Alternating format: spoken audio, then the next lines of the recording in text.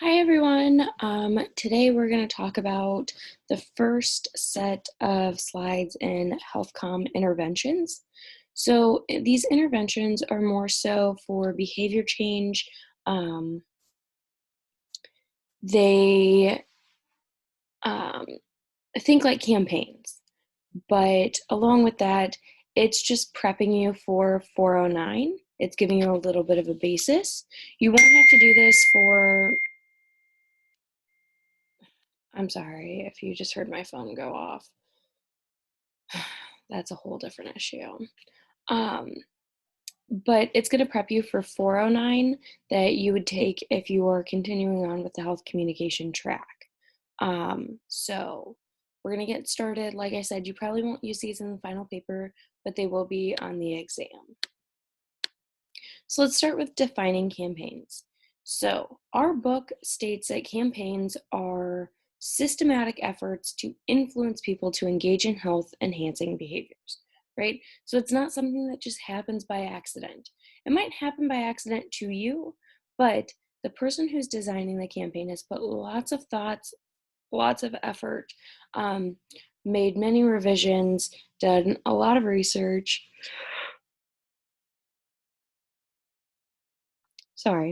to influence people to change their health behaviors.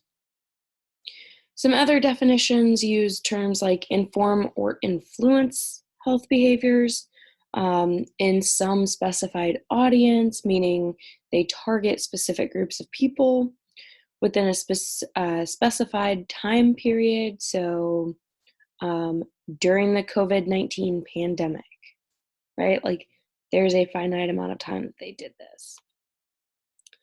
They use an organized set of communication activities and across multiple messages and channels. So those are just some other words that you would hear about campaigns that other definitions bring in.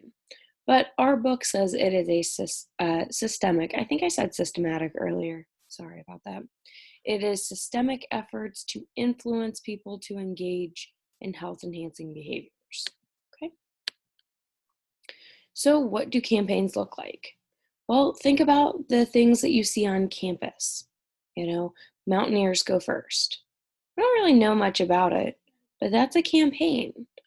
Think about the no smoking on campus. They have no smoking signs that have no vaping signs with them as well, right? So campus campaigns. Think about the national tobacco use prevention programs like Truth. There's one that sticks out in my mind, the one about the little lungs. Little lungs in a great big world, right?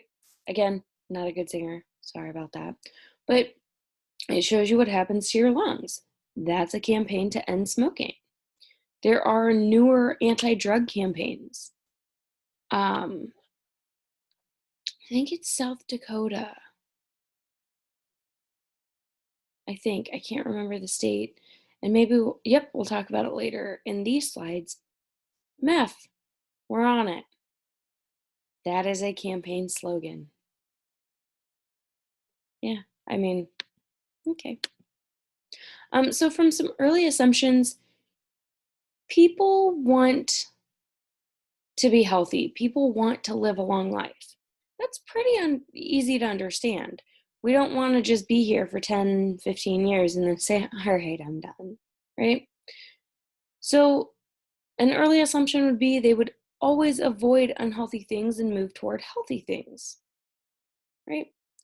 It's not really a matter of persuasion, but giving good information to help people make their own decisions. So, programs like DARE, the Drug Abuse Resistance Education Program. I'm sure many of you went through it in elementary or junior high. It's a program, I know I went through it. I don't even know if they use it anymore now. It aims to prevent use of illegal drugs, gang memberships, and violence among young child, so grade school, junior high populations.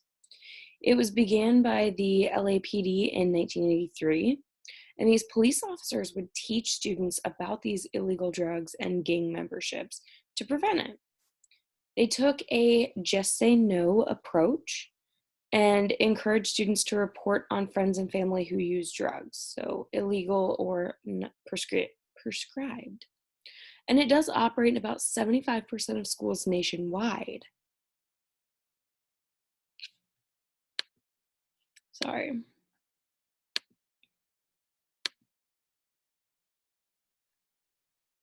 So, to start with, we see that at first glance, it could be a good idea. It could be something good that people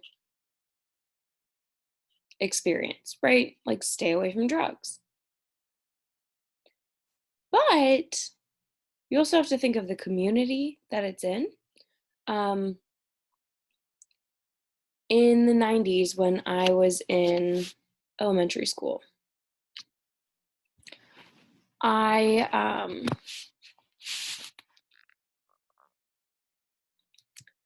I was in the DARE program.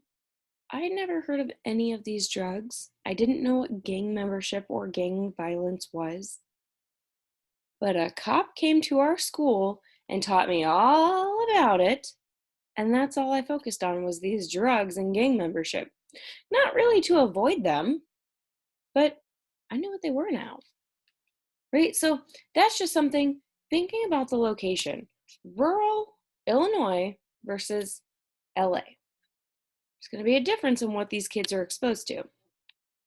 So with DARE, there's almost no measurable effects on drug behavior across numerous studies, right? So it's not really keeping kids off drugs. It actually increased illegal drug use in some cases. So the appeals that these programs were using backfired. So one use meant that addiction quickly refuted upon meeting casual, non-addicted drug users.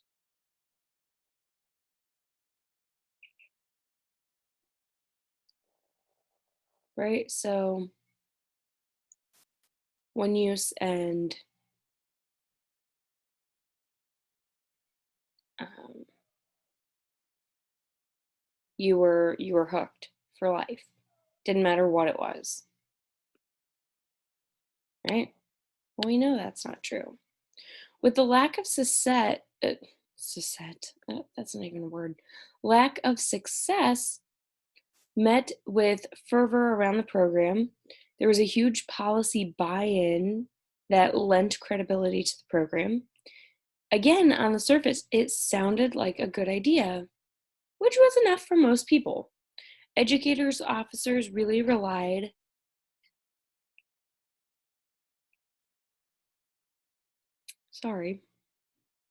exclusively on anecdotes. So I don't have statistics for you. Our numbers are the numbers that don't show up. Since 2011, DARE moved to keeping it real after federal funding was taken away. So the goal was not to prevent drug use explicitly, but to build decision-making skills and encourage things like being honest and safe and responsible, right? We're going to give you the tools to keep it real, to make these big decisions. The foundation of the behavior change was theory. It was interactive and built skills rather than lecture from a police officer. Refuse, explain, avoid, and leave. These are the strategies that are already used by the youth. And so they really captivated on those like buzzwords and things that were easy to remember. Multiple studies supported its effectiveness, so keeping it real worked better than DARE. It's still not perfect, of course, but most studies are narrow and they rely on similar populations. So this was a 2017 review. There is a new South Dakota campaign, Meth, we're on it. Click the link to watch the YouTube video on that. But it has posters, billboards, PSAs, social media posts, a website, onmeth.com, Facebook, South Dakota Prevention, and the message that meth is all of our problem and we're on it when it comes to finding a solution, right?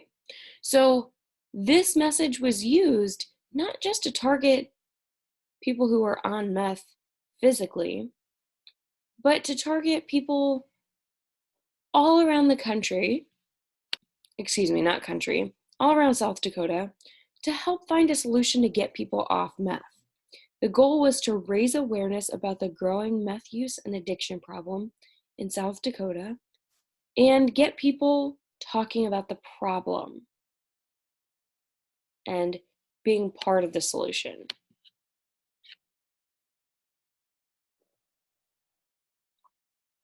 So reactions, the commercial is pretty powerful. It obviously shows that these people who are in it are not on meth.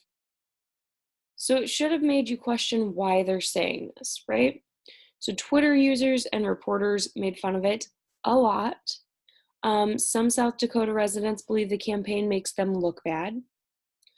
Others think it washes the images of meth users, making it seem a little more clean. And it was a total waste of money for the outcome. It cost about $450,000 to develop this part. And it's not really having the results that they expected. However, response from the campaign. The campaign was a success. They wanted something controversial. People might be making fun of the campaign, but they're talking about it.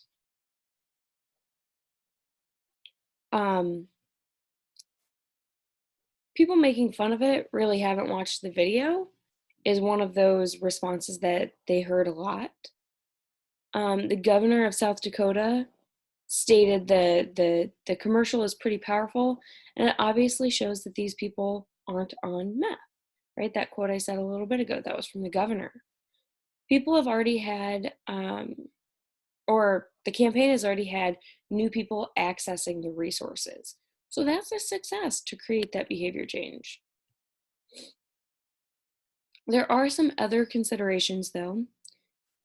Is the potential bad image of South Dakota worth the increased discussion of meth in South Dakota? Right? So watching that video, it washes away the seriousness of meth almost, and it makes South Dakota look bad. But is it worth increased discussion about meth in South Dakota? It's a question of the hour. Does a gut negative reaction undermine the message? Are residents of South Dakota learning, or is it just people on Twitter? Right? That's a big distinction. We can say, hey, it got all this media attention, people on Twitter. And that's great. But does it impact the people of South Dakota? Are the resources actually being made available? Does South Dakota have the capacity for that? If the only impact is news coverage and some new access of resources, what else could have been done for less, right? This was a very expensive campaign. And so what could this campaign have done instead of run this PSA? So at WVU, there's the National College Health Assessment, NCHA, from the American College Health Association, ACHA. Okay, so they capture health and health belief data from most universities and colleges in the US, focusing on students, of course. They can be used to prioritize campus outreach efforts, so information on mental health, drug use, alcohol consumption, protective behaviors.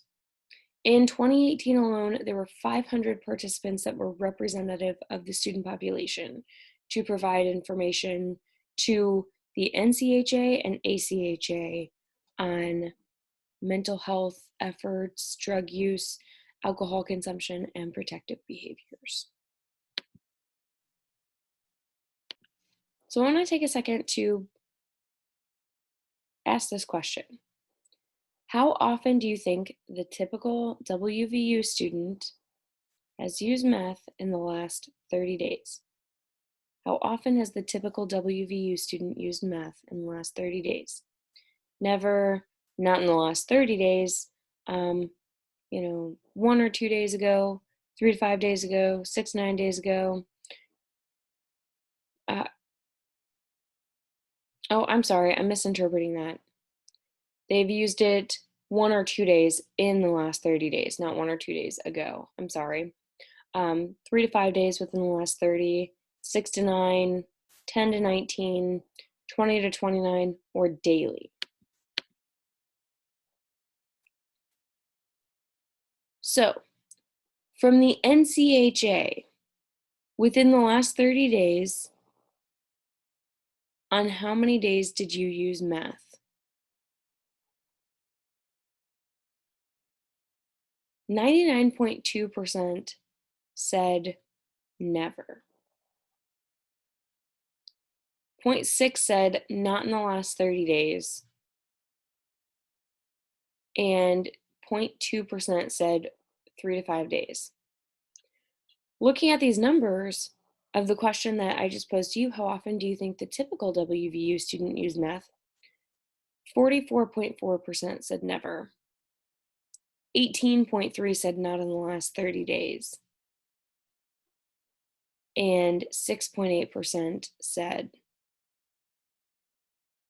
3 to 5 days.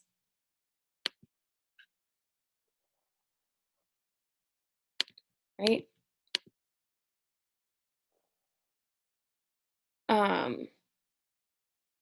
So going back to that first slide of at WVU, 520 participants representative of student population.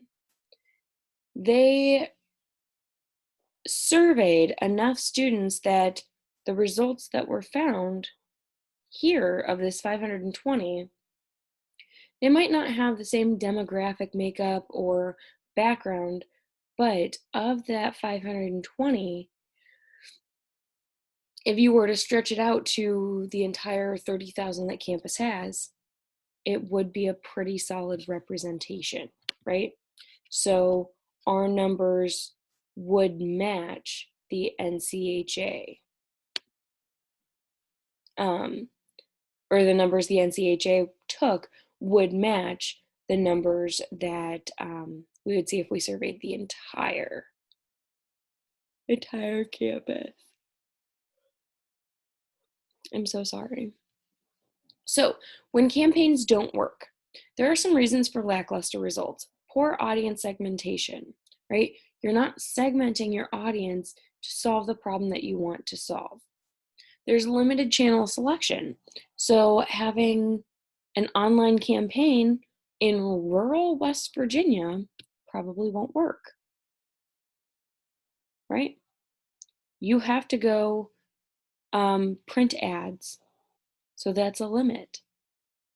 No or a limited theoretical guidance. So you're not really using the theories that we're going to cover to create behavior change. Imprecise objectives or poor follow-up. You have to state what should people get out of this, and you have to follow up with people. Otherwise, it won't work. So in health communication interventions, knowledge alone is not enough. So we talked a little bit about the stages of change model, but within the stages of change, there are 5 that we talk about, right? So there's the pre-contemplation. I'm thinking about I am not aware about the problem at all, right? Just not aware. Then there's the contemplation. I'm thinking that what I'm doing is an issue. I'm just thinking about it though. I'm more aware of it. And then there's the preparation stage. So I'm doing research on how to correct the problem. I'm,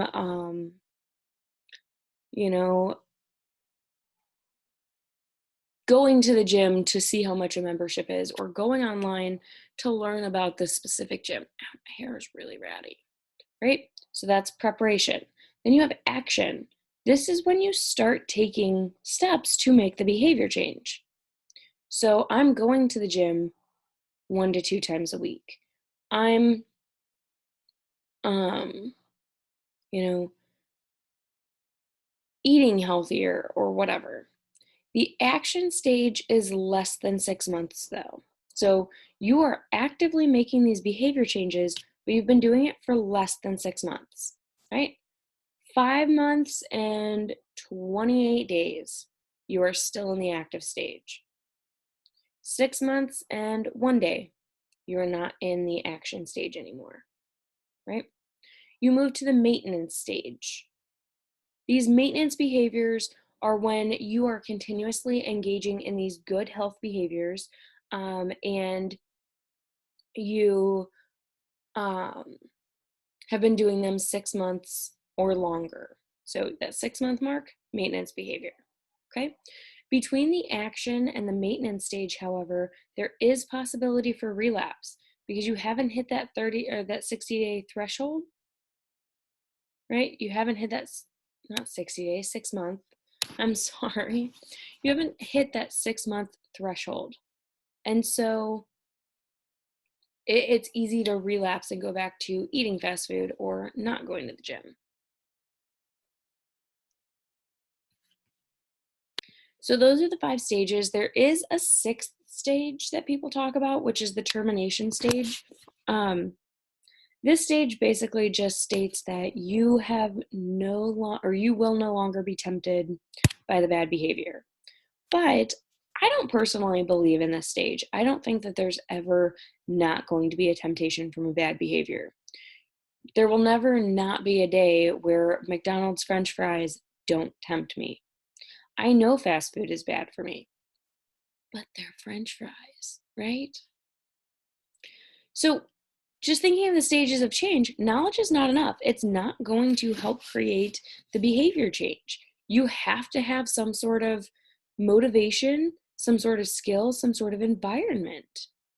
Interventions have to assume why we do things we know are unhealthy, and that sometimes behavior change without knowing everything, or sometimes behaviors change without knowing everything about it, right? So let's talk about targeting motivation. Okay, so targeting motivation is widely accepted theories of behavior change that predict behavior is best predicted by behavioral intention or motivation. Sorry, I'm gonna sneeze. Ooh, sorry about that. And there are a number of things that affect our intention and motivation. So self-efficacy, how capable we think that we are to do the behavior. How capable am I to not eat fast food, right? Can I just avoid fast food? There's response efficacy and outcome expectancies. What will happen if we do the behavior? So if I stop eating fast food altogether, what is going to happen? I'm going to get healthier. I'm going to lose some fat, hopefully, right? I'm not going to spend as much money, which is always a good thing. Attitudes impact our behavioral intentions.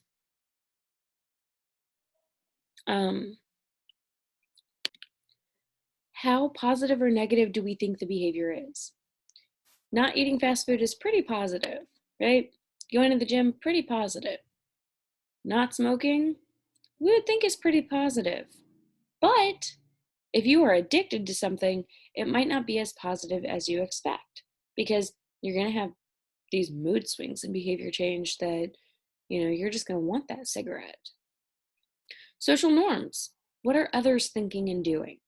And then perceived threats, right? If I don't quit smoking, I'm going to die. Perceived threat, if I don't quit eating fast food, I'm going to go broke, right? Maybe you eat fast food that much. There are all these perceived threats. So there are four main theories in health communication that target motivation: social cognitive theory, health belief model, theory of planned behavior, and stages of change that I've just covered a little bit in depth. So let's go ahead and talk about the social cognitive theory, which we might have talked about this at the beginning of the semester a little bit. I can't remember.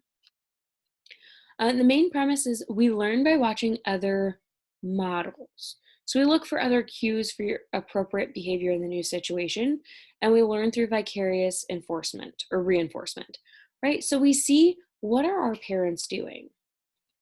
What are important people to us doing? What are, our favorite celebrities, oh my gosh, ow, doing, right?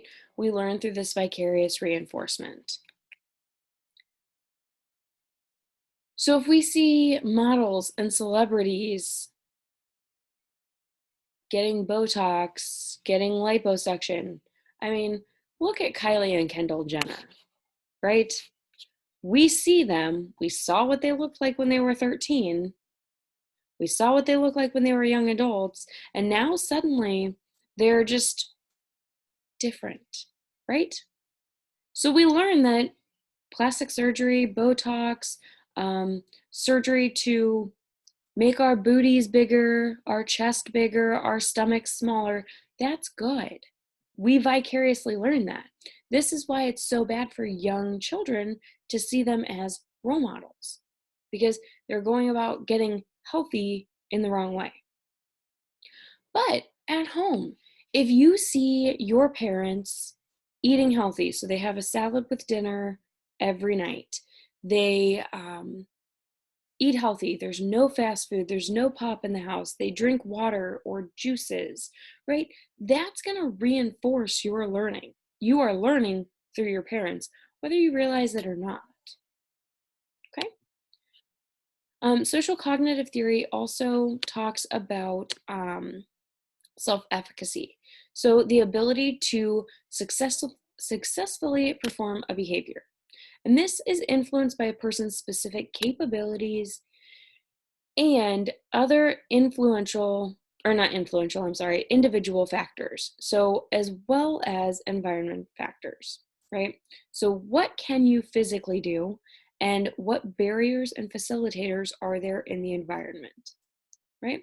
So we're observing this model, watching them how we should enact a behavior, how they're teaching us basically how to do it, right? And then we think, do I have the skills necessary, my individual skills, to perform this health behavior? Also, what's going on environmentally? So, using social cognitive theory, I see people working out all the time. I vicariously learn through them. Individual factors, I can run on a track, I could run on a treadmill, I could work out. But there are some environmental factors. First, things that hinder me. I don't want to go to the student union. Well, one, now, huge barrier, coronavirus. Y'all should not be at the gym. Don't go to the gym. Do at-home workouts. Do things at your house, because the gym is a cesspool for germs. Don't go to the gym. Also a cesspool for germs, Cooper's Rock Overlook, right? That actually just got closed down yesterday, so don't go to Cooper's Rock Overlook. So in uncertain times right now, a huge barrier is just the fact that we're on lockdown, right? That changes how you're going to handle things. But another, when gyms are open, a barrier for me is I don't want to work out in front of students, right? I am a student myself right now, but I'm also your instructor. I don't know if it would be weird for you, but I won't lie. It would be weird for me to be at the gym working out and have you come up and get on the treadmill next to me. I don't like that. That's a barrier. Another barrier is I don't want to pay to park. There's not usually a parking spot there, and I don't live by any PRT stations. I'm not going to Uber to the gym. Even though it's free, it's still a $7 Uber. If I'm going 2 to 3 times a week, that's well, it's a little over 7. It's like 760 or something like that. That's $15 to $23 right there. So for that, I might as well just go buy a gym membership and park for free. But then you start looking into gym memberships and you go to Planet Fitness. From my apartment, that is a 20-minute drive one way. 20 minutes. So then I like to work out for at least an hour. Oh my God, my leg fell asleep. Ooh, don't like that. I like to work out for at least an hour, if not an hour and a half to 2 hours, depending on, how I'm feeling. So we'll just go hour and a half. So you add that 20 minutes in, that's almost 2 hours there. And then you have another 40 minutes or 20 minutes back. So that's over 2 hours, right? And that's just unacceptable for me, for my schedule. So, I have to get creative and do things at home if I want to work out, right? So self-efficacy is a big thing, but it's also your environmental factors. Outcome expectancies. So there are anticipated consequences of behavior, right? The observer does not expect exact rewards and punishments faced by this model that they're watching, but they anticipate similar outcomes when imitating the behavior. So this is why a lot of people don't like Kendall and Kylie Jenner, because they hid it for so long that they got plastic surgery. People literally tried to get healthy like them, expecting similar results, right? And not their face, because you could see their face changed a lot. Like, they weren't ugly before, but they didn't look like they do now, right? But their body, they looked so healthy. They were models. They are models. We expect similar results, but then we don't get those results, right? So it's also something that, I'm not saying I'm going to look exactly like Kylie Jenner or Kendall Jenner if I work out, but I should have similar outcomes, right? If I'm doing the same thing that they're doing. And our outcome expectancies are also shaped by our past and current environment and prior experience. Sorry, I had something in my eye. So, what went on in your past? What's your current environment like? What's your prior experience with getting healthy, right? Um, they say it takes 7 times for a person who is addicted to something to go through the motions, addiction, relapse, addiction, relapse. They say it takes 7 times for you to get out of that behavior, right? Because it's shaped by what's currently going on, what happened in your past, and what's your prior experience.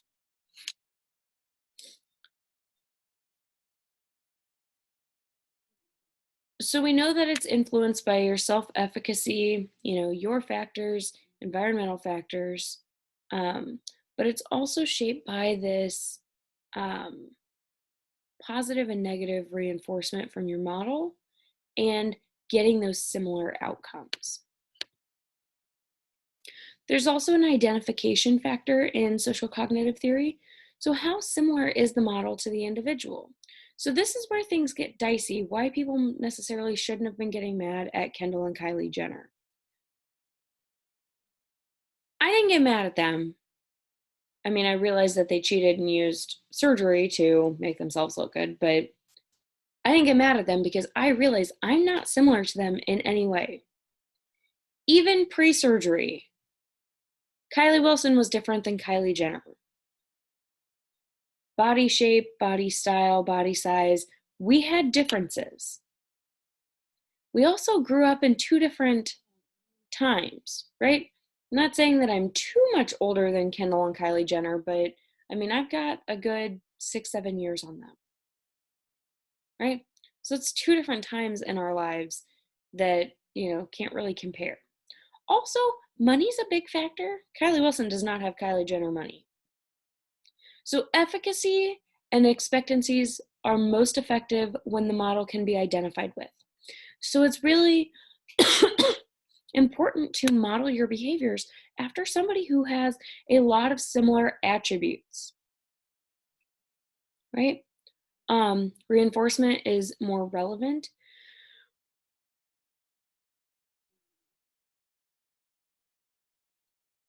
Sorry.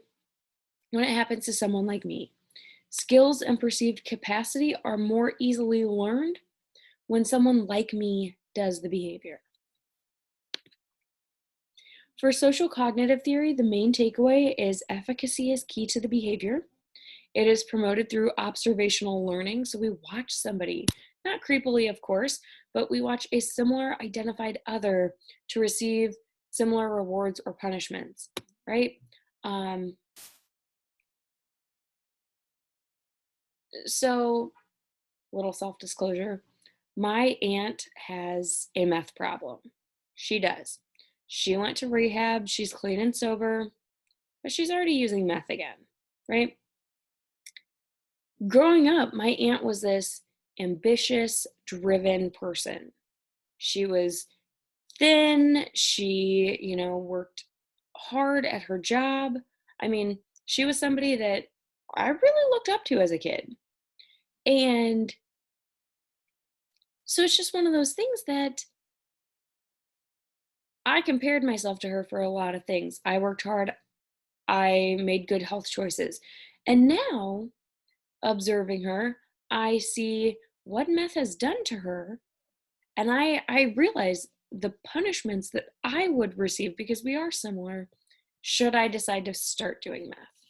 Not going to decide to start doing meth. I don't have any interest in illicit substances, but you know, if I do, I have somebody that I could model. This is what happened to her. It could happen to me. So, social cognitive theory is more to predicting the behavior than just the perceived ability. There are some nuances to health behaviors. Okay, so we're going to get into some of the other theories that I talked about within the next slides. So be on the lookout for health belief model, theory of planned behavior, and stages of change. And I will see y'all, or you'll see me next time. All right, bye.